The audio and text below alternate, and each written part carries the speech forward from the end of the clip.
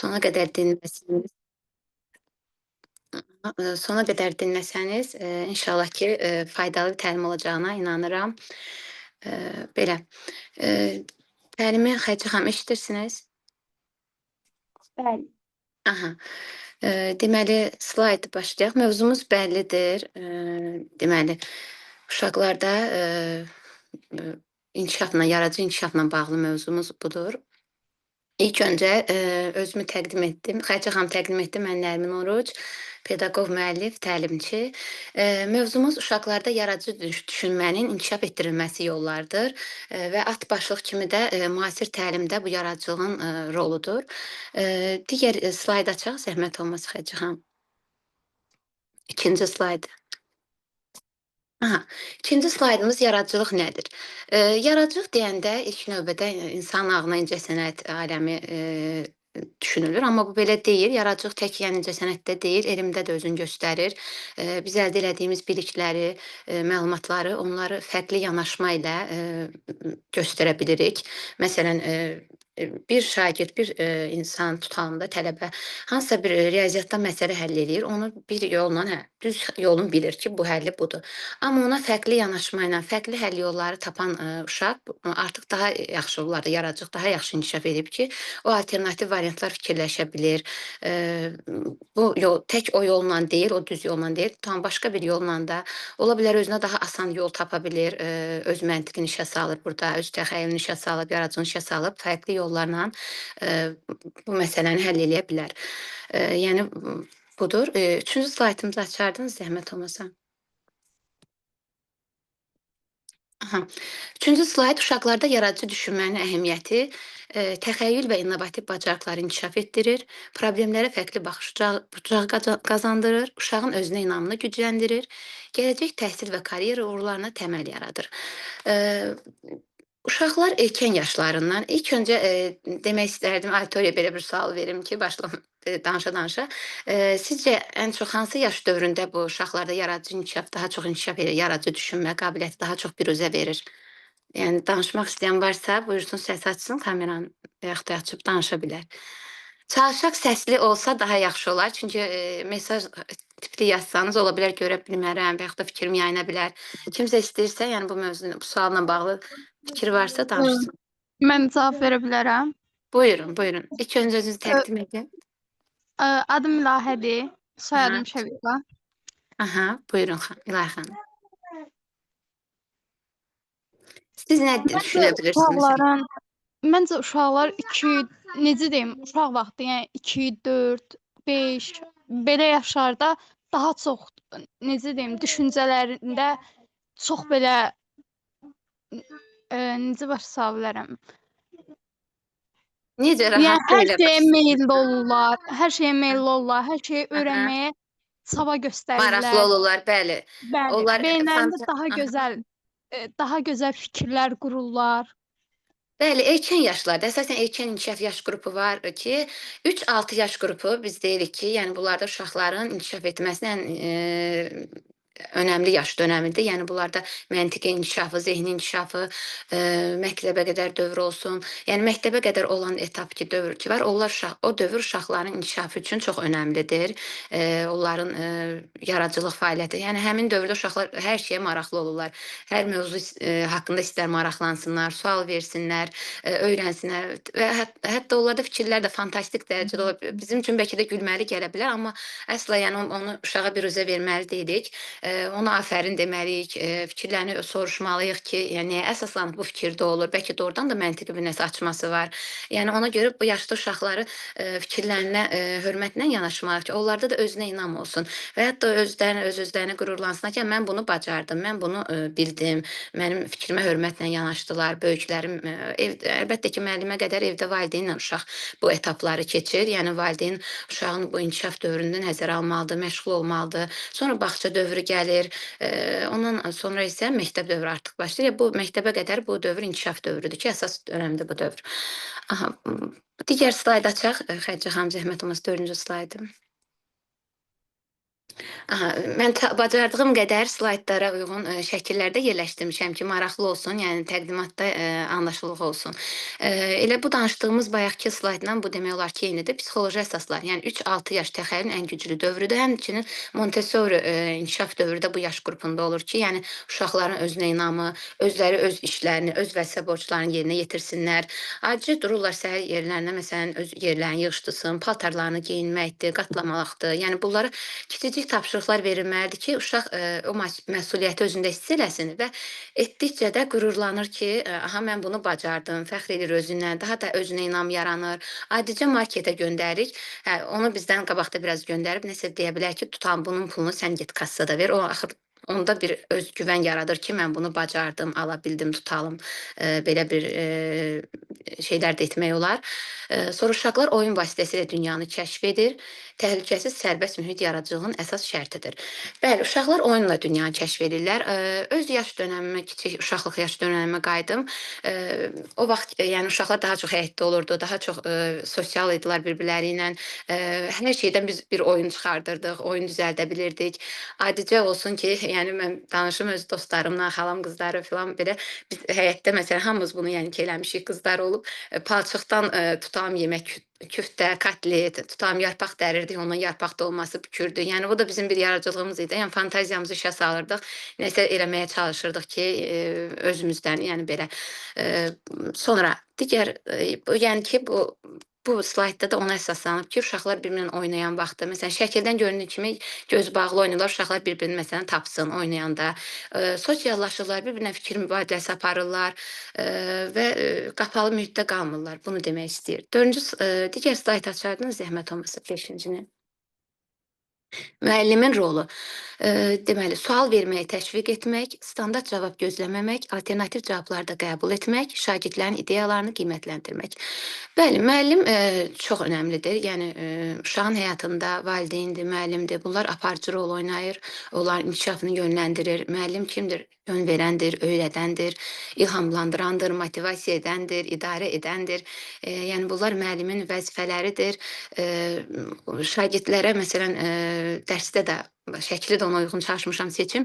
Onların fikirlərinə önəm verməlidir. Uşaq da ola bilər hansısa bir fikir, bəlkə də səhv fikirdir, amma onu deməli deyil ki, yox, bu cavab olmaz, tutalım. Onu yumşaq formada, bəlkə başqa cür, daha başqa cür biraz fikirləşərsən, başqa cavab tapa bilərsən. Bu tipli cavablarla geri dönüş eləyə bilər. Sonra uşaq hansısa bir sualın cavabını verirsə, tək onunla sabitlənməli deyil. Ola bilər qeyri-məntiqi bir cavab verdi, amma onun cavabını da nəyəsə əsaslandığını soruşmalıdır. Uşaqdan o tam cavabı almalıdır. Bəlkə uşaq fikrini düz izah eləyə bilmir, amma cavabı düz verir. Yəni müəllimin rolu burada müsbətdir. Həm də ki, müəllim məsələn sual verməyi təşviq etmək. Məsələn, uşağa sual verməlidir. Niyə belə oldu? Səncə belə olsa necə ola bilərdi?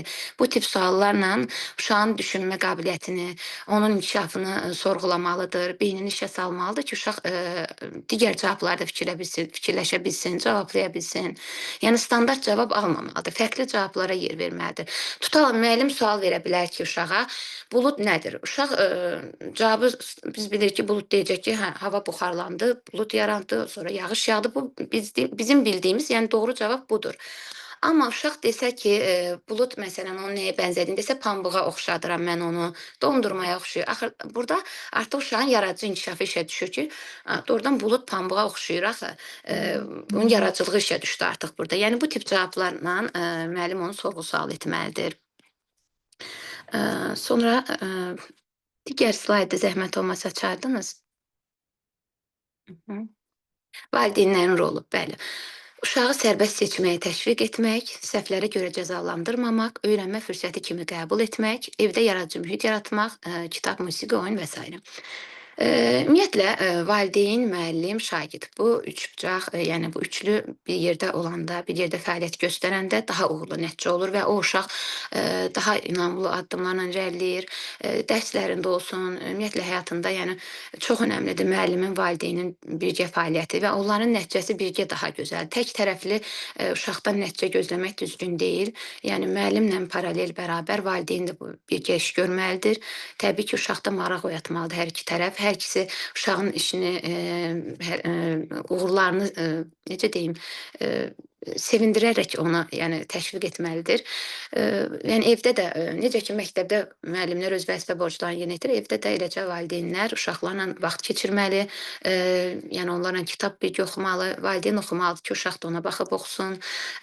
Sonra oyunlar və digər fəaliyyətləri evdə birgə etsələr, uşağın da həm yaddaşında yaxşı, xoş xatirə kimi qalır, həm də inkişafı üçün çox dəyərli vaxtlardır. Digər slaytı da zəhmət olmasa. Yaradıcı düşünməni inkişaf etdirən metodlar. Beyin fırtınası, açıq suallar vermək, eksperimentlər və təcrübələr aparmaq, müxtəlif mövzulu layihələr. Beyin fırtınası, yəni burada beyin düşündürücü suallar veririk ki, məsələn, uşağın ağlına gələn fikirləri soruşmaq, ağlına nə sual gəldi, ona yön vermək, istiqamət vermək ki, versin, araşdırsın, öyrənsin. Sonra ona açıq suallar verməklə niyə belə oldu, səncə belə olsa necə olardı? Sonra öz eksperiment və təcrübələrindən istifadə edərək müxtəlif layihələr qoya bilərik. Məsələn, sinifdə müəllimlər qrup şəklində nəsə bir hansısa qrupa layihə verə bilər. Orada uşaqların fəaliyyəti üzə çıxır. Özlərini lider ruhlu hiss eləyirlər, öz fikirlərini söyləyirlər bu mövzu ilə bağlı. Digər slaytı da açaq. Oyunların rolu. Bəli, bayaq da izah elədim. Oyunlar, məsələn, uşaq vaxtı uşaqla birgə həkim biz özümüz də məsələn uşaq vaxtı necə oynuyorduk? Həkim xəstə oyunu, müəllim şagird və yaxud da ev düzəldirsən usta ev tikir, belə bir şey. Oğlanlar əsasən oynayırdı. Biz o oyunları oynayanda necə olur? Bir-birimizlə ünsiyyətdə olurduq. İstər-istəməz uşaq evdə o oyunu oynayır. Artıq o həkimə gedəndə də ona həkim qorxulu bir şəxs kimi gözünə görsənmir. O onu evdə sanki oyun oynamış kimi həkimdə də özünü rahat hiss eləyə bilər. Yəni bunların da rolu mühümdür. Həmçinin müəllim şagird kimi fəaliyyət. Evdə məsələn olub da hər birimiz müəllim rolunda tutan birimiz olmuşuq. Dostlarımız, bacı qardaşlarımız şagird kimi tam dərs keçmişik ona. Yenə bayaq sadaladığım mağaza oyunu, yəni valideyn özünə bərabər mağazaya aparıb orada yəni uşağı qabağa verib deyə bilər ki, falan şeyə sən al, tutan pulun ödə. Yəni uşaqda özünə inam yaranır ki, mən bunu bacardım tipli bir şeylər. Qurma oyunlar. Yenə bura Legodur, konstruktiv oyunlardır ki, bunlar da uşağın fəaliyyətinə çox önəmlidir. Uşaqlar məsələn indi Lego çox inkişaf eləyib indiki dövrdə, yəni texnologiya inkişaf edir deyə Legodur, konstruktiv oyunlardır. Bu tip oyunlar hal-hazırda dəbdədir və beyin inkişaf etdirici oyunlardır. Uşaqlar yəni konstruksiyalardan müxtəlif nələrsə qururlar, düzəldirlər. Bir də bir şey deyim. Məsələn, bir uşaq ki, tutalım, hansısa bir oyuncağı qırılıbdır və o qırıqlardan nəsə yeni bir oyuncaq yaradırsa, artıq burada bu yaradıcı fəaliyyəti işə düşübdür. O yoxdan var etmək misalı kimi, yəni uşağın deməli fantaziyası işə düşdü ki, oradan yenə yeni bir şey nəsə yaratmağa çalışdı, düzəltməyə çalışdı. Öz fantaziyasını işə saldı. Sonra sual verə bilər. Məsələn, uşağa verə bilərsiniz ki, əgər mən sehirbaz olsaydım və davamın uşaq gətirməlidir ki, hə, sehirbaz olsaydım nələr edərdim? Çünki uşaqların fantastikaya marağı çoxdur, xoşu gəlir sehirli şeylərdən, öz fikirlərini irəli sürürlər bu zaman. 9-cu slayta da keçək, zəhmət olmasa. Rəsm və incəsənət fəaliyyəti. Deməli, rəsm və incəsənət fəaliyyəti uşaqların inkişafına çox önəmlidir. Həqiqətən uşaqlar kiçik yaşlarından rəngli karandaşlar olsun, sulu boya, plastilinlər fərq etməz. Yəni əl motorikalarının inkişaf etməsi üçün çox önəmlidir rəsm. Həmçinin onların öz dünyasını, fikirlərini rəsmə tökürlər, fırçaya tökə bilirlər, istədikləri rəsmi çəkə bilirlər. Dilə gətirə bilmədiklərini bir də görürsüz o rəsmdə onlar göstərə bilirlər ki, psixoloqlar da həmçinin uşaqların rəsm çəkməyindən anlaya bilir ki, burada məsələn nələr baş verir, uşağın tam hansısa bir problemi varsa, yoxsa o şəkil çəkmək də ki, yəni o da önəmlidir. Rənglərlə tanış olur, fərqli rənglər müqayisə eləyir, onların kollajını yaradır. Nəsə düzəldə bilirlər rəngli kağızlardan.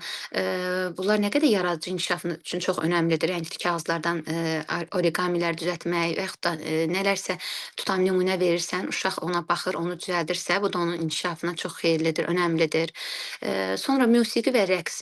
Bunlar həqiqətən musiqi tək kiçik yox, böyüklər hər birimiz üçün önəmlidir. Musiqi, incəsənət, ümumiyyətlə incəsənət ruhlu olmaq, musiqi ruhlu olmaq, rəqs bunlar inkişafımıza çox önəmlidir. Bizim ruh dünyamızı da çox yüksəldir, əhvalımızı yüksəldir. Eləcə də uşaqların da. Digər slayda da zəhmət olmasa 10-cu slaydı.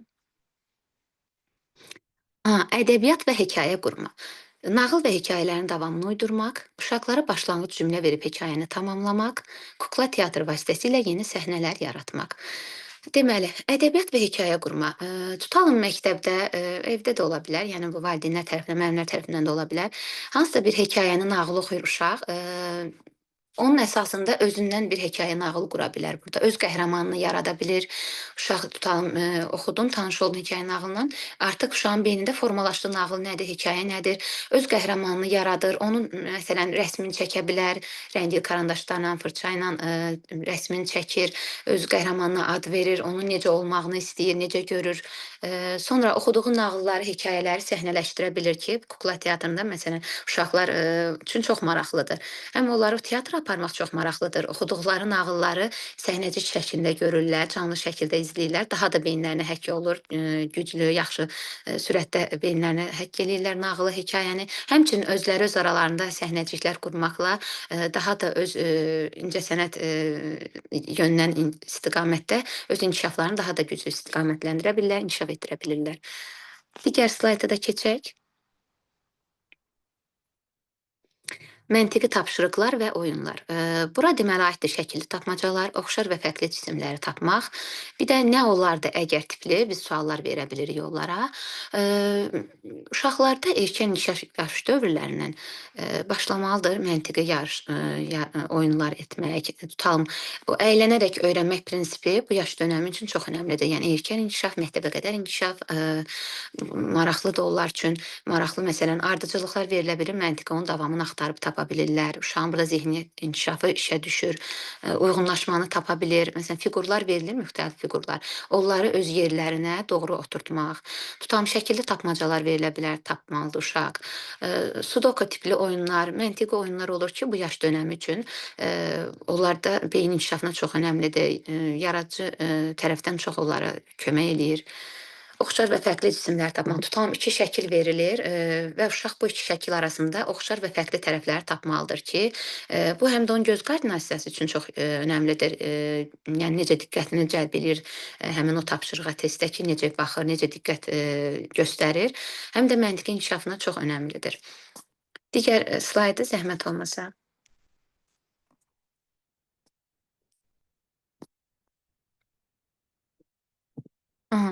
Təbiətlə əlaqə. Açıq havada müşahidə aparmaq, bitki yetişdirmək və təcrübələr etmək, təbiət materiallarından yeni əşyalar hazırlamaq. Təbiət iç-içə olmaq çox önəmlidir.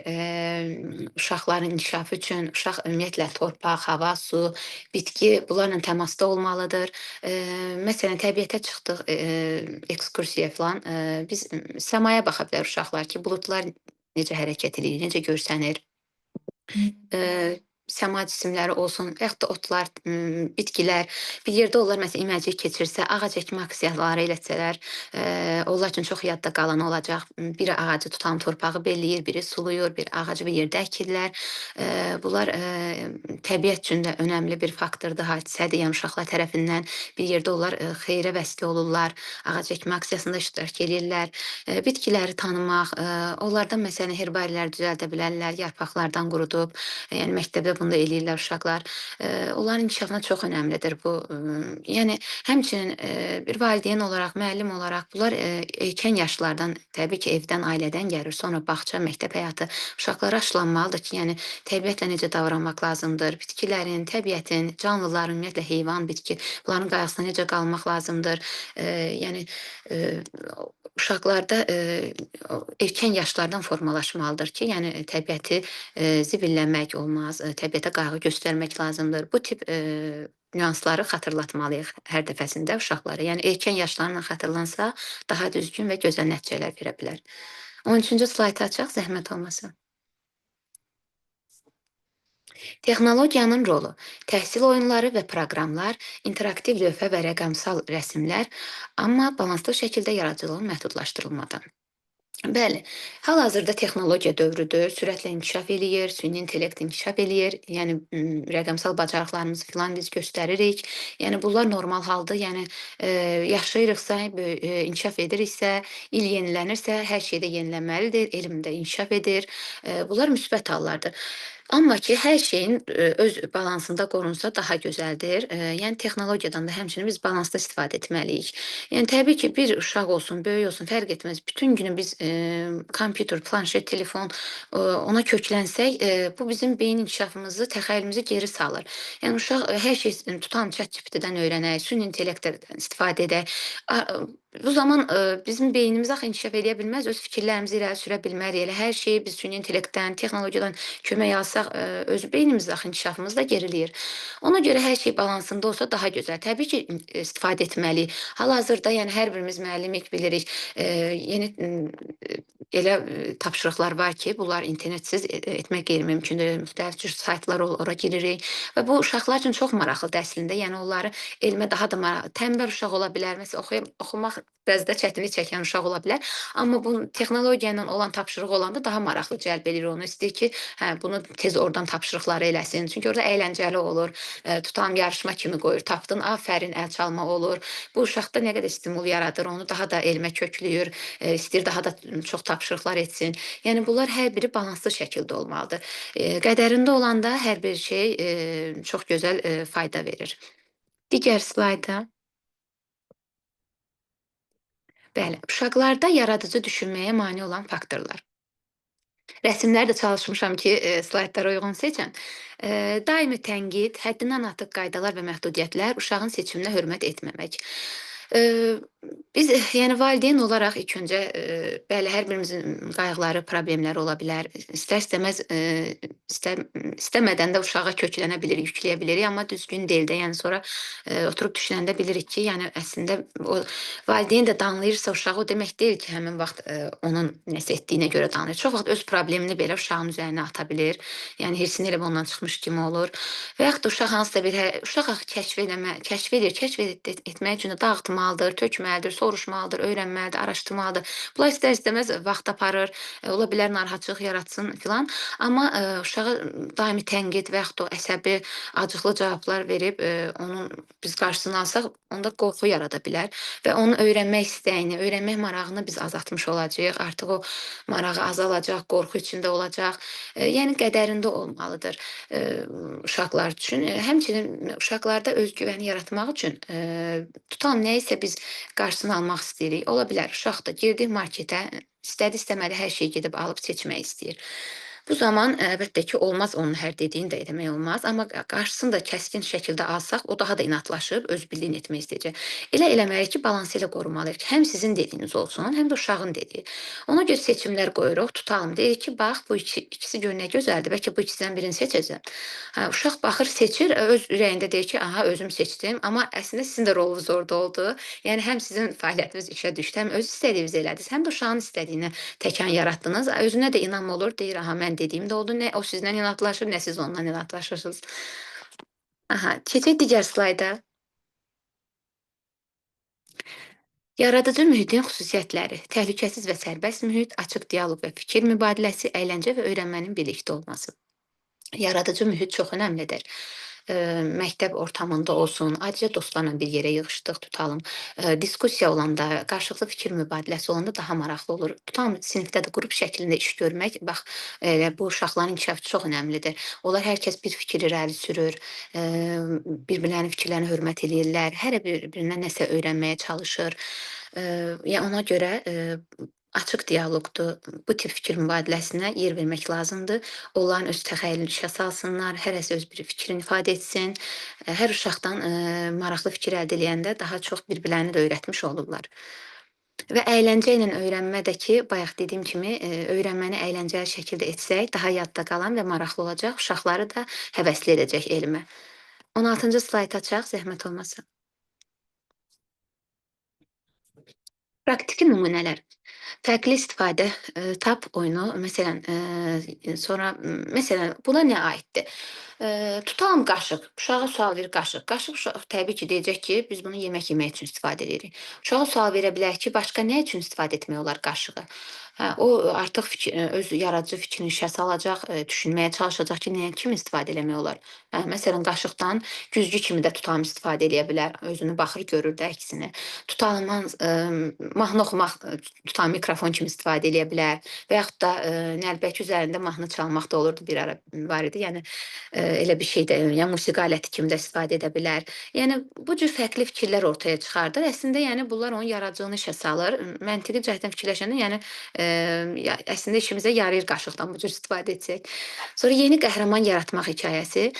Uşağa deyirik ki, öz qəhrəmanını yarat. Tutan buna bir tapşırıq veririk. Artıq uşaq nağıllarla, hekayələrlə tanış olub, bilir. Orada necədir qəhrəmanlar, baş qəhrəman necə olur obrazda. Ona da deyirik ki, sən də öz qəhrəmanını yarat, öz hekayəni qur. Və qəhrəmanını necə canlandırırsa, onu dilə gətirəcək, danışacaq və yaxud da onun rəsmini çəkəcək. Sonra xəzinə xəritəsi hazırlamaq. Aha, bayaqkı slaydda xəzinə xəritəsi hazırlamaq, məsələn, evdə və ya həyətdə gizli qalan olan əşyanı tapmaq üçün onlara deyirik ki, tutam xəzinə xəritəsi yarat, o həmin əşyanı tapmaq üçün. Bu da onlar üçün bir fəaliyyətdir də. Başları işə salacaqlar, inkişafları üçün yaxşıdır. İstərsəməz düşünəcəklər, xəritə çizəcəklər ki, bu tutam gizli əşyanı tapmaq üçün. Digər slayda keçək.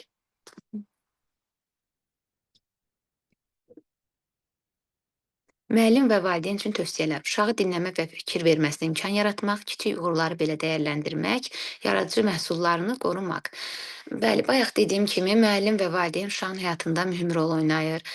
Bunlar üçlü şəkildə fəaliyyət göstərəndə uşağın inkişafı daha doğru və düzgün olur, istiqaməti daha düzgün olur və o daha yaxşı nəticələr əldə etməyə çalışır və hər iki tərəf uşağın kiçik uğurlarını belə dəyərləndirməlidir. Onu ola bilər ilk çəkdiyi rəsm əsəri ola bilər. Onu məsələn saxlasa onun üçün nə qədər uşaq üçün də maraqlıdır. Afərin deyə bilər, sevindirici məsələn hədiyyələr verə bilər onun rəsmi üçün və yaxud da hansısa bir uğuru üçün, kiçik bir nailiyyətləri üçün də onu dəyərləndirsə, məktəbdə müəllimə tutalım uşaqlara kiçicik medallar təşkil etsə, hər tapşırıq sonrası və yaxud da onlara yerlər, müəyyən bir yerlərdə qoysa ki, uşaq tutalım, sən bu gün əla cavab verdin, filan yer tutursan, bunlar uşaqlarda nə qədər motivasiya yaradır və onları daha da məktəbə gəlməyinə də həvəsləndirir, dərs oxumağa da həvəsləndirir. Belə. Digər 18-ci slaydı zəhmət olmasa. Bloom taksonomiyası ilə əlaqə yaradıcı düşüncə yaratma mərhələsinə aiddir. Yadda saxlamaq, anlamaq, tətbiq etmək, təhlil, qiymətləndirmək və yaratmaq. Bloom taksonomiyası ilə yəni yazılanlar kimidir. Məsələn, tutalım uşağa sual veririk, fəsillər haqqında danış. Uşaq deyir ki, 4 fəsil var, hər əsas haqqında məlumat verir. Yəni bunları yadda saxladığını axır biz öyrəndik ki, bu 4 fəsli yadında saxlayıb adlarını deyir. Anlama mərhələsi nədir? Anlama mərhələsi odur ki, uşaq məsələn deyir ki, filan fəsildə, payız fəslində necə olur? Hə, yarpaqlar tökülür, xəzan olur, yağış yağır, qışda isə qar yağır, yayda günəş çıxır, yazda hava hava istilənməyə başlayır, çiçəklər açır, belə. Bu tipdə bu danışacaq. Sonra tətbiq etmək. Bu fəsil haqqında danışır, sonra onu tətbiq edir. Tutalım biz qışda necə geyinirik? Qışda qalın geyinirik, yayda nazik geyinirik. Bunları fəslə uyğun əlaqələndirdik geyimlərini. Təhlil etmə mərhələsi. Təhlil etmə də odur ki, deməli uşaq burada deyir, məsələn, fəsildə fəsillərin onun insan həyatına, bitkilərin həyatına necə təsir göstərir? Hə, biz məsələn hava soyuq olur, qalın geyinə bilirik. Bitkilər böyümür qışda, qış fəslindən danışsaq, hə, yazda amma çiçək açmağa başlayır. Bunu təhlil eləyir, əsaslandırır fəsillərə əsasən. Qiymətləndirmə mərhələsi nədir? Qiymətləndirmə də odur ki, uşaq məsələn bəyənir yay fəslini, nəyə əsaslandığını göstərir ki, niyə yayı bəyənir? Hə, tutam yayda dənizə gedirik, yayda sevdiyim meyvələr olur, hava isti olur, hovuza gedirəm, dənizə gedirəm. Bu tip cavablar verərək qiymətləndirəcək. Yaratma mərhələsi də yenə eyni qaydada öz fikirlərini düzəldir və öz xoşladığı fəsli tutalım rəsm əsəri kimi çəkəcək və yaxud da onun hekayəsini quracaq ki, mən filan fəsli xoşlayıram, nəyə əsaslanıb xoşladığım bu tip cavab verməklə Bloom taksonomiyası ilə belə əlaqələndirir. Digər slaydı da açaq, 19-cunu. Yaradıcılıq hər uşaqda mövcuddur. Əsas məsələ onun inkişafı üçün düzgün şərait yaratmaqdır. Bəli, müəllim hər bir uşağın beyin inkişafını bilir, təhlil eləyir, düzgün analiz qoyur ki, hansı uşaq nə cürə qəbul eləyə bilir fənni, dərsi, onun inkişafına bələddir. Hər bir uşaqda yaradıcı inkişaf var. Sadəcə olaraq düzgün yanaşma lazımdır ki, yəni hər uşaq eyni cür yanaşma ilə qəbul edə bilməz. Birinə bir cür başa salırıqsa, digərinə başqa yoldan alternativ yollar tapmalıyıq. Onun öz beyin inkişafına uyğun tərzdə biz ona yanaşmalar etməliyik. Yanaşma ona uyğun beyin, yəni inkişafına uyğun tərzdə yanaşmalar edib o yöndə biz onu uşağı yönəltməliyik, öyrətməliyik.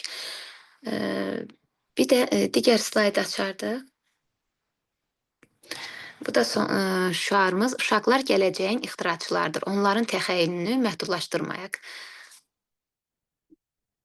Digərdə tutarıq məncə slaydımız. Diqqətiniz üçün minnətdaram.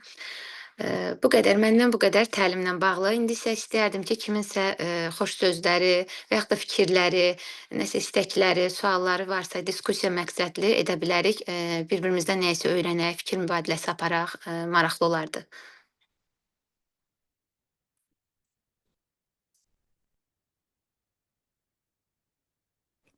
Axşamınız xeyir. Axşamınız xeyir. Mənim sualım son slaydla bağlı olacaqdı. Bloom taksonomiyası ilə əlaqədar anlamaq, daha doğrusu yadda saxlamaq, anlamaq, tətbiq etmək mərhələlərini başa düşə bilmədim. Onu izah edə bilərsiniz yenidən zəhmət olmasa. Aha, istəyirsiniz lap başdan izah eləyim. Deməli, burada necədir? Uşağa tutalım biz sual verir. Mən indi fəsillərdən nümunə çəkdim. Siz başqa bir sual da verə bilərsiniz. Məsələn, fəsillərdən danışdı. Uşaq deyirsiniz ki, nə qədər neçə fəsil var? Uşaq danışır ki, 4 fəsil var. Filan fəsil, payız, yay, qış. Bunların izahını verir. Sonra dəqiqə ona təhlil edir. Yəni ki, təhlil etmə odur ki, o əsaslanacaq ki, təhlil etmə nədir? Həmin tutalım qış fəsli haqqında danışır. Qışın təbiətə, insanlara təsiri necədir? Hava soyuyur. Hava soyuyursa, deməli, biz nə edirik? Geyimimizi qalın etməliyik. Bitkilərə necə təsir göstərir? Bitkilərin inkişafı təbii ki, qışda gedə bilməz. Gərək yaz gəlsin filan ki, bu bitki inkişafı yaz-yayda inkişafı doğru gedir. Yəni fəsilləri təhlil edir ki, yəni hansı fəsildə nələr baş verir, necə edir? Tətbiq edir, onu yenə də təhlil etmə budur ki, yəni payızda nələr baş verə bilər? Yarpaqlar tökülür, xəzan olur, yağış yağır. Qışda nə baş verir? Qışda qar yağır. Yayda tutam gün çıxır, isti olur havalar. Belə. Sonra yaradıcılıq tətbiq etmə nədir o? Yaratmaq. O da ki, yəni uşaq tutam hansısa fəsli bəyənirsə, onu öz yaradıcılığında göstərəcək ki, mən bu fəsli bəyənirəm, nəyə əsaslanır onu deyəcək. Hə, mən bəyəndim. İndi onun hekayəsini, yay fəslini tutalım, bəyənir uşaq. Nəyə əsasən bəyənirsəm, onu qiymətləndirməlidir ki, yayda hava günəşli olur, isti olur, mən dənizə gedirəm, istədiyim meyvələr yayda yetişir, tutalım. Onu sonra yaradıcılığına da yansıdır ki, hə, yayda bu aktiviteləri tutalım edə bilirəm deyə bununla bəyənirəm. Onun hekayəsini qura bilər, özündən baş qəhrəman yarada bilər. Yəni bu tipdir.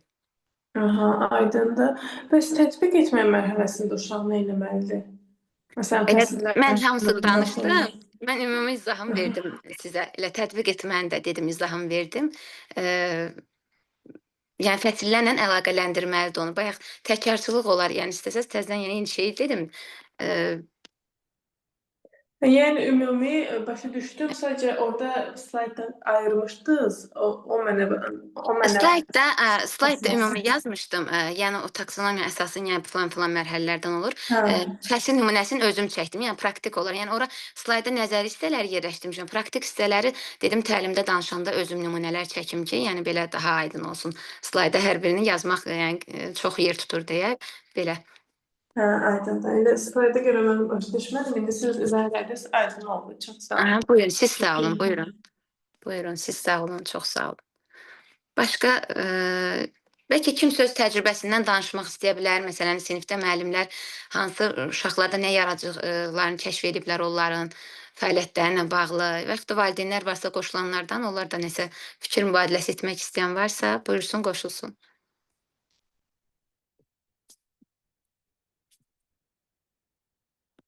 Suallara da mən baxım. Aha, siz sağ olun, çox sağ olun.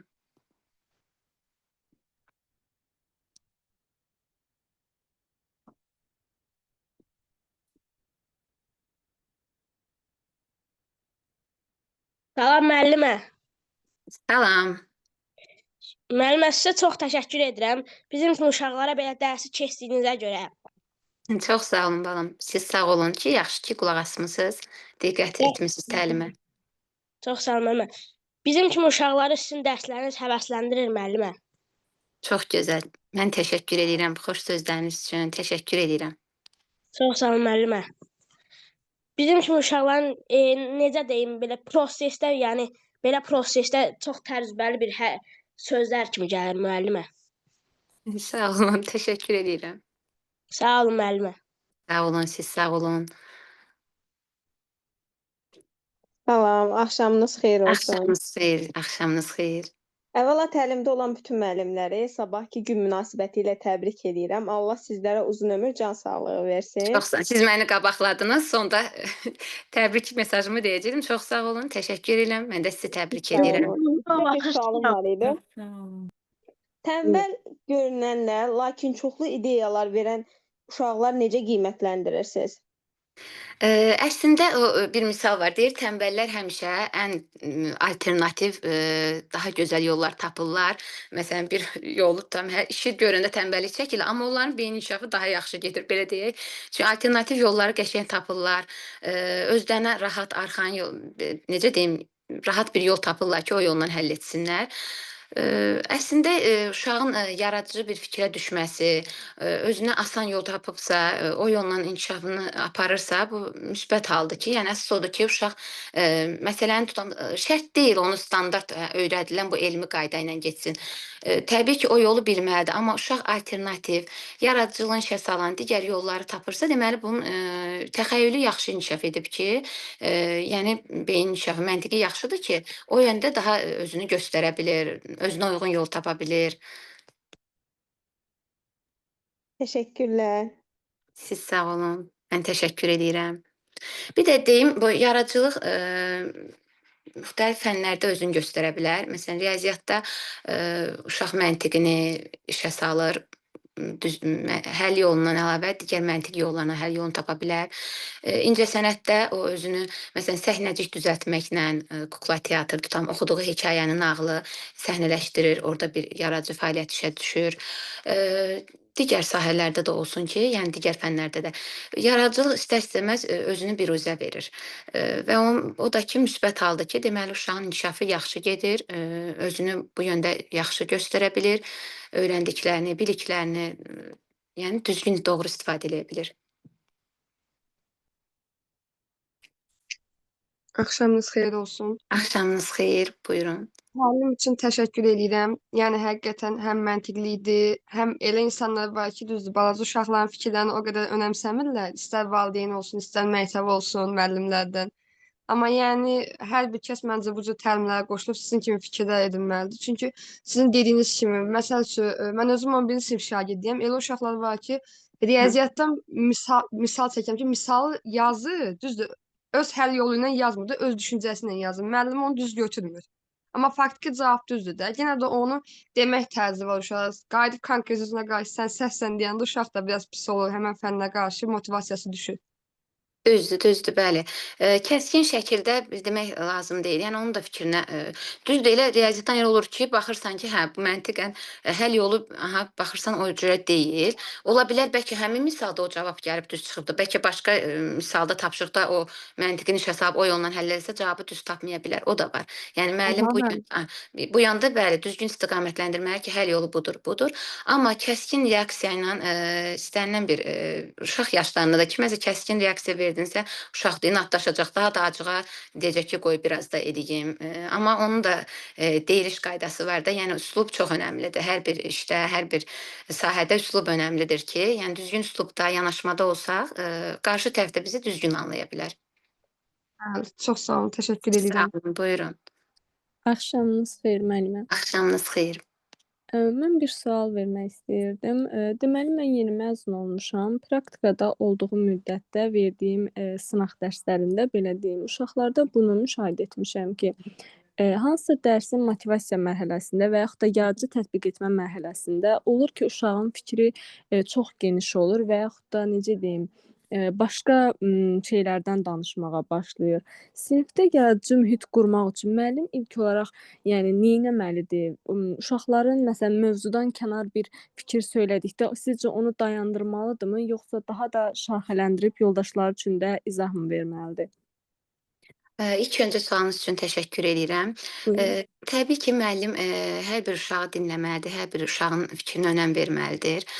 Görək bəlkə o uşaqda da həqiqətən nəsə bir yaradıcı fikir, məntiqi bir fikir var. Mən bununla bağlı sakit uşaqları dərsə cəlb etməklə bağlı düzdür post paylaşmışdım. Elə buna da aşağı-yuxarı oxşuyur. Yəni Instagramda var bu haqqda. Dərsə cəlb etmək üçün məsələn maraqlı kart oyunları tətbiq edə bilər uşaqlara, qrup şəklində olsun və yaxud da belə o kartlar vasitəsilə o mövzu ilə bağlı maraqlı, əyləncəli nəsə oyunlar təşkil etmək olar. Rollu oyunlar verə bilər, məsələn mövzu ilə bağlı uşaq orada özünü ifadə edə bilsin. Bayaq bir xanım da səhv eləmirəm sonra sual yazmışdı. Sakit uşaqlar, utancaq uşaqlar. Yəni bu tip oyunlarla dərsə cəlb edə bilər. O dərs üçün maraqlı uşağın ola bilər həmin dərs marağında deyil, ona görə dərsi necə yayınmaq istəyir fikrini. Onun üçün o nəsə tutan rəqəmsal bacarıqlardan istifadə edib internetdən hansısa bir saytdan oyunlar, tapşırıqlar hazırlayıb düzəldə bilər. Uşağa elə bir, yəni müəllim hər cür variantda uşağı yoxlamalıdır. Hansında alınsa, deməli uşağı o yolla ələ alıb, o yöndə də, o istiqamətdə də həmin mövzunu ona başa salmalı. Hər bir uşaq fərqlidir. Yəni hərəsinə bir cür yanaşma olur. Düzdür, sinifdə çox uşaq ola bilər. Müəllim hər biri ilə 45 dəqiqədə çatdırmaq bu tip bunlar da var. Bəli, məhdudiyyətlər var ki, çox təəssüf ki, yəni vaxt məhdudiyyəti olsun, digər şeylər var ki, yəni maneçilik törədir bunlara. Amma bu cür oyunlarla çünki sinifdə müəllim idarəçidə uşağı ələ almalıdır ki, uşağın da fikri müəllimdə olsun və bilsin ki, dərsdə lider, idarəçi müəllimdir və onun da sözünə qulaq asmalıdır təbii ki. Və maraqlı dərsləri maraqlı yöndə etsə, məncə uşaqlar da ki, maraqla izləyərlər. Aydındır, təşəkkür edirəm. Sağ Mən olun. qoşulduğum təlimlərdə daha çox sinifdə, məktəbdə olan problemlərlə bağlı hər zaman müzakirələr olunur da. Amma mən belə həmin problemləri artıq hər kəsə bəllidir. Hər bir sinifə girən müəllimə problemlər artıq əvvəlcədən məlum olur. Daha çox bu problemlərin həlli yönündə istiqamətlənsək daha yaxşı olar. Bu təlimdə də bizə öyrətdikləriniz üçün təşəkkür edirəm. Mən Müəllimə sizə çox sağ olun. təşəkkür edirəm. Müəllimlik fəaliyyətində sizə uğurlar arzulayıram. Təşəkkür edirəm. Mən də Çox həmkarlarıma sağ- uğurlar Çox arzulayıram. sağ olun. Mən təşəkkür edirəm. Başqa mən istərdim auditoriya, sizə bir suallar hazırlamışam. Maraqlı olsun deyə mən suallar, bu dəfə sualları mən verim. Cavablandırma sizdən olsun. Sizcə sual verin, yəni aktiv olmaq, kim cavablamaq istəyirsə buyurub cavablaya bilər. Yaradıcı düşüncə ilə məntiqi düşüncə arasında hansı fərqlər var?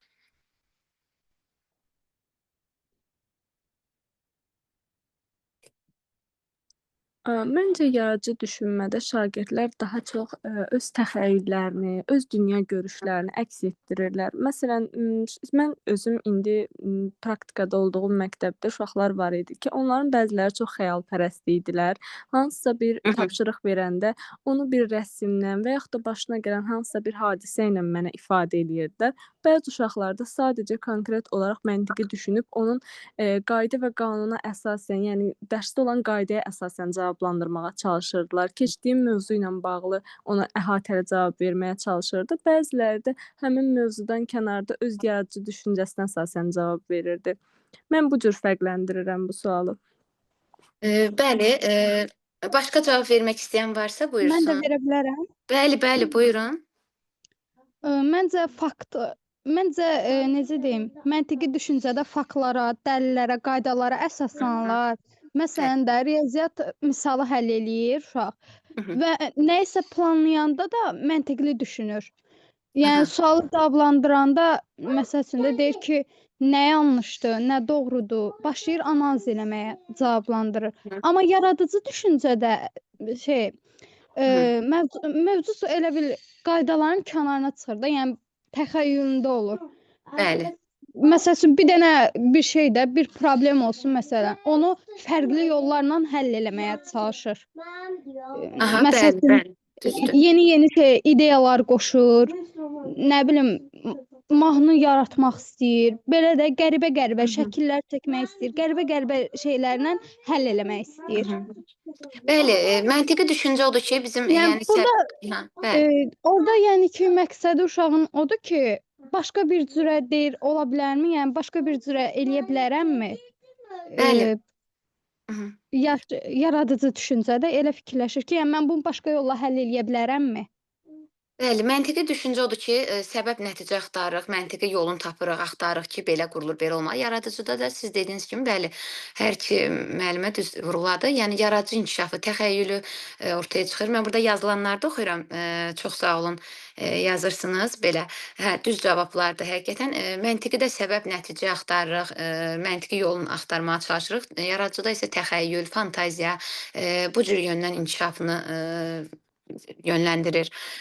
Digər sualımı yenə axtarım. Sizcə uşaqlarda yaradıcı düşüncəni daha çox kimlər və nə yaxud da kimlər təsir edə bilər? Yəni məktəb, ailə, yoxsa müəllim? Kimlərin rolu yəni önəmlidir sizcə? Yəni bir sual vermək olar. Buyurun, buyurun. Məncə müəllimlər, məktəbdəki müəllimlər. Çünki onlar bir tapşırıq verirlər uşağın yaradıcılığına və onun tapşırığını necə həll etməyinə görə baxırlar. Bu indi sizin cavabınızdır. Bəli, müəllim də ola bilir, amma digər cavablar vermək istəyən var? Mən cavab vermək istəyirəm. Bizə Mən valideynin rolu daha çox üstün gəlir. Çünki uşaq məktəbə getməzdən əvvəl, yəni evdə ailə mühitində olur. Ailə əgər uşağa diqqət yetirsə, yəni görsə ki, bu uşağın nətə deyək, yaradıcı düşüncələri belədir də, məktəbə də gedəndə yenidən o saat onu müəllim də görsə, onun üstündə durub onu inkişaf elətdirə bilər. Amma mənə elə gəlir ki, ən birinci ailə ona diqqət eləməlidir, ailədən başlamalıdır. Səsim gəlir. bəli, bəli, buyurun. Buyurun. Əlimi qaldırmışam bayaqdan. Deyirəm bəlkə məni görəsiz. O da gördüm, ora fikir Hə, vermişsiniz. mesajı oxudum, indi baxdım sonra. Hə, buyurun danışın. Aha. Deməli ki, onlara nə təsir edə bilər? Tutaq ki, Aha. evdə uşaq hər hansı bir öz beynini, məhsulunu, təxəyyülünü ortaya qoyub, bir şey yaradıb, onu valideynə gətirib göstərdikdə bu adi bir necə səliqəsiz bir şəkil belə ola bilər də, o uşağın Hı hı. gözündə böyük bir şeydir. Məsələn, onu gətirib valideynə göstərdikdə valideyn ona mənfi təsir etsə, əlbəttə ki, onun qəlbi qırılacaq və o bir daha onu etməyəcək və bir daha yaxşısını düşünməyəcək. Və yaxud da sinif mühitində olsun. Məsələn, mənim özüm müəllimim, şagird gəlir mənə, görürəm ki, rəsm dərsində, ibtidai sinif müəllimiyəm, təsvir incəsənət dərsində səliqəsiz bir şəkil göstərir. Amma mən ona ulduzlar yapışdırıram, afərin deyirəm. Bəli. Görürəm ki, Çünki siz gələn burada dəfə motivasiya edici roldasınız. bəli, Müəllim motivasiya edici roldadır. gələn dəfə daha möhtəşəm eləyib. İndi başqa rənglərdən istifadə edib. Aha, Əvvəlcə soyuq bəli. rənglərdən istifadə edirdi. İndi daha yaxşı rənglərdən istifadə edir. Və yaxud da sinif mühitində öz yoldaşı, cütlərlə işdə bir-birlərini həvəsləndirdikdə onu daha yaxşı bir necə deyim, əmək ortaya gətirirlər. Yəni məncə həm ailə, həm sinif, həm yoldaşları böyük bir Bəli. təsir göstərir. Bəli, hər üçünün rolu önəmlidir. Ailə mühit yaradır, onun üçün o şəraiti yaradır ki, mühiti yaradır. Məktəb sistemli hala salır, yəni nizama salır. Müəllim isə motivasiya edici roldadır. Yəni uşağı ruhlandırır, motivasiya edir. Onun siz dediyiniz kimi tutamazsa stikerlərlə və yaxud da nə ulduzlarla falan bəzəyib onu afərin deməlidir. Sinifdə hansı uşağın uğurunu müəllim lövhəyə çıxarıb alqışlaya bilər. Digər uşaqlar üçün də hətta həvəsləndirici rol oynayır. maqnitlər var. Həmin o şəkilləri gələn həftənin 3-cü gününə kimi onu lövhədə saxlayıram o şəkilləri. Aha, Uşaq ona bəli. baxdıqca hər tərəfdə o qədər gəlib çoxsu baxır, Aha. izləyir. Yəni çox böyük həvəsə gəlirlər onda. Bəli, bəli. Bunlar yəni uşaqların həvəsləndirdiyi, digər uşaqlara da nümunə olur. Onlar da istəyir ki, nəsə bir şeylər etməyə çalışırlar dərs boyu ki, aktiv qalsınlar. O stikerlər əldə etmək üçün, tutalım ulduzlar əldə etmək üçün. Yəni buyurun, çox sağ olun. Sağ olun. Deməli, mən də öz fikrimi bildirmək Aha, istəyirəm. buyurun. Söylənən hər bir fikrə mən də qatılıram. Ancaq biz indi hər birimizə aydındır ki, texnologiyanın inkişafı ilə bağlı günümüzdə həm müsbət, həm mənfi tərəfləri var. Adicə mən öz həyatımda və yaxud da yaxınlarımda gördüyüm təcrübəyə əsasən deyirəm ki, günümüzdə dialoqun azalmağı və monoloqun çoxalmağı nəticəsində birtərəfli ünsiyyət artıb və bu da uşaqların öz fikirlərini, öz yaradıcılıqlarını inkişaf etdirməyinə mane olur. Telefona çox baxmaq, birtərəfli ünsiyyət, yəni orada danışır, uşaq sadəcə qulaq asır və nəticədə artıq öz fikrini demədən başa düşülmək istəyir. Bu da məncə uşağın yaradıcılığına problem yaradan nüanslardan biridir. Bəli, bəli, doğru vurğuladınız. Yenə də burada balans yenə də ortaya çıxır ki, balans qorunmalıdır. Yəni bir şeydən ifrat dərəcədə istifadə, yəni o düzgün deyil. Eləcə də texnologiyadan da elə istifadə etməliyik ki, yəni özümüzə lazım olan hissələrdə dərs üçün lazım olan hissələri biz yararlanmalıyıq. Yəni onun da artığı ziyandır da belə deyək. Aha, Nizami Gəncəvi demişkən, bəli, bəli. suyun da su kimi Artıq su, lətafəti var. bəli, bəli, Artıq bəli. içiləndə Sən də dəyişilir o da. bəli, bəli. Başqa belə suallar axtarıram. Qeydlərimi aparmışam ki, nəsə maraqlı. Bəlkə kiminsə fikri varsa, buyursun, onu da dilə gətirə bilər. Var. Bəli, Müəllim, mən riyaziyyat dərsində bir sual səhv etmişdim. Müəllim mənə bunu səhv etmişəm deyənə şeydir, belə biraz sərt demişdi.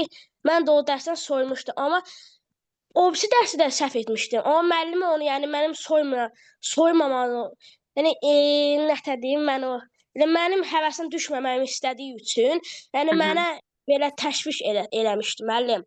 Şimdi mənə ayağı qaldırmış ki, kim Salihin mesela səhvini düz etmək istəyər və Salihə sual vermək istəyər və mənim həvəsimi öldürməmişdi müəllim. Hə, görürsüz, müəllimdir də, yəni müəllim də insandır, ola bilər, bəlkə də qəzəblənibsə, ola bilər siz yaxşı oxuyansınız, bəlkə də istəməyib ki, belə bir səhvlər eləyəsiniz, ona görə elə bir qəzəblənibdir, ola bilsin. Amma sonda görürsüz, o sizi oxumağa təşviq edib, həvəsləndirib, istəyib ki, yəni yaxşı olasınız da, o da öz sinfi adına, sizin gələcəyiniz üçün çalışır. Müəllimlər, yəni gələcəyi formalaşdırandır, onlar tək dərs demirlər, onlar həm öyrədəndir, sizi formalaşdırır gələcəyə, gəncləri, yeni nəsil üçün çox önəmlidir müəllimlərin fəaliyyəti. Ona görə müəllimlərimizə hər zaman hörmətlə yanaşmalıyıq və onlara da öz işlərində uğurlar arzulayıram hər birinə. Çox sağ olun müəllimə. Sağ olun, çox sağ olun.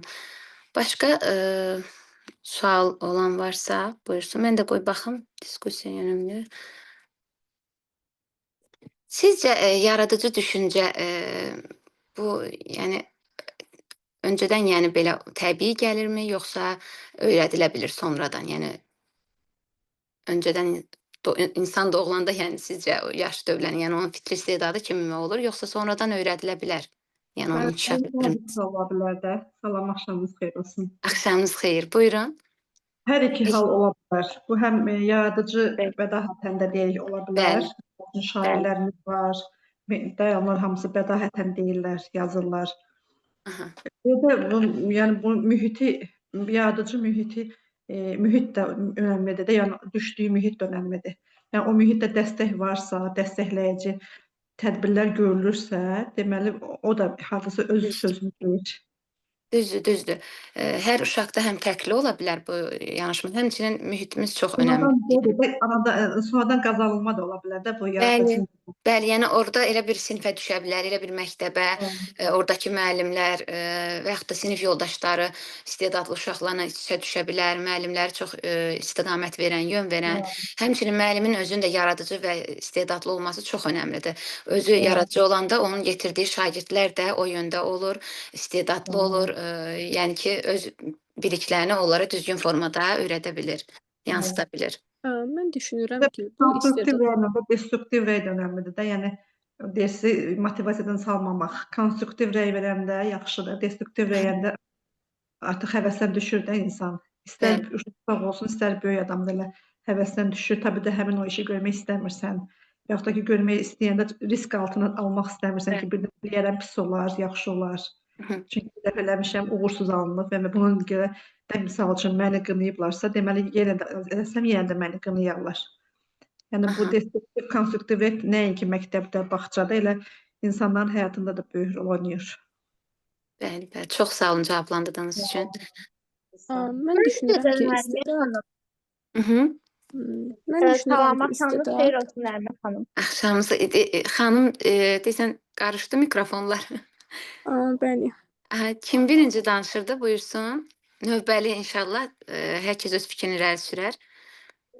Ə, İstəyirsiniz xanım fikrini bildirsin, sonra mən daha Tamam, ətraflı olar. Buyurun. Təşəkkür edirəm xanım. Deməli mən düşünürəm ki, istedad insanın öz xislətində ola bilər, ancaq bunu daha sonradan bacarıq və vərdişə çevirmək insanın öz əlindədir.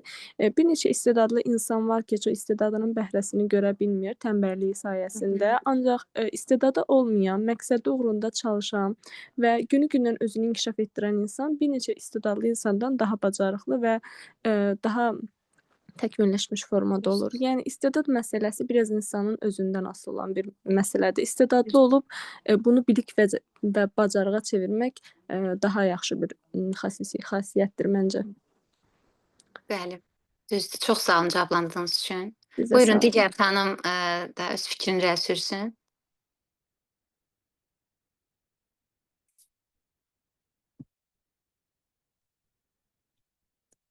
Kimsə bayaq danışmaq istəyirdi. Buyurub danışa bilər.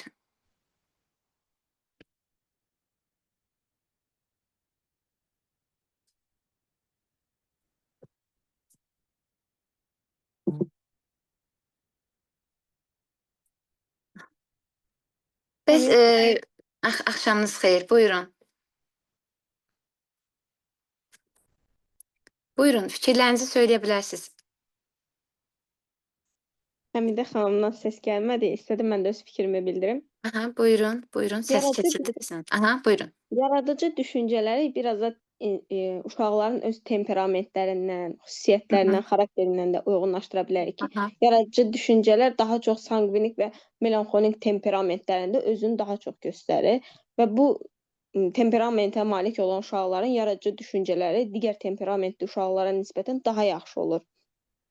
Məsələn, məntiqi düşüncələr xalorik tipdə daha çox özünü göstərir ki, onlar məntiqə daha çox əsaslanır, amma digərləri sırf yaradıcı düşüncələrə əsaslanır.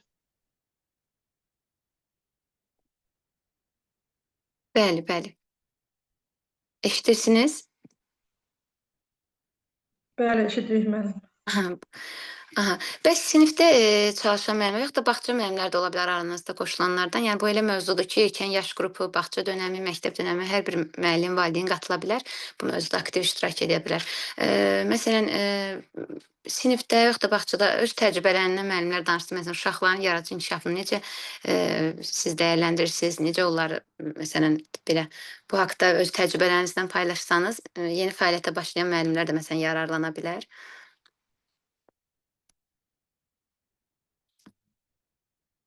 Nələr tətbiq edirsiniz? Tutalım, belə bir sual verim sinifdə.